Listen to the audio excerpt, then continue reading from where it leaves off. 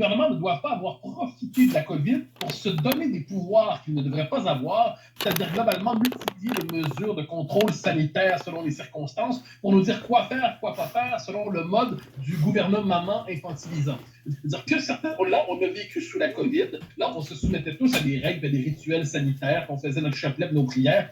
Aujourd'hui, ce qu'on comprend, c'est que si des catégories très ciblées de la population doivent porter le masque, par exemple, doivent entendre ces conseils, pour l'immense majorité de la population, nous ne devons plus vivre dans l'angoisse sanitaire permanente.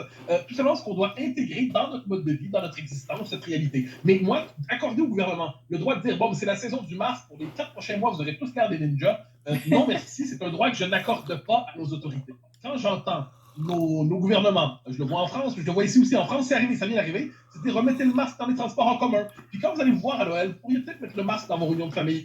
Non, je suis désolé, c'est à ce moment-là que je suis de ceux qui disent je ne retourne pas dans cette logique.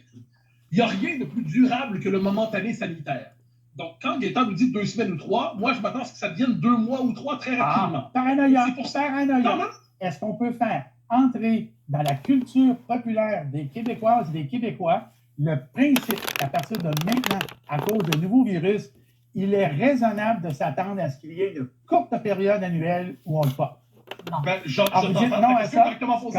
Et ma réponse, c'est comme ça qu'il faut le formuler. C'est que je vais travailler très fort pour que ça n'arrive pas. Alors, mais tu vas travailler très fort, non pas sur des bases de médecine, mais des bases de paranoïa. OK, mais Gaëtan, est-ce qu'on convient que pendant la COVID, c'est pas de la paranoïa, ça c'est des faits historiques.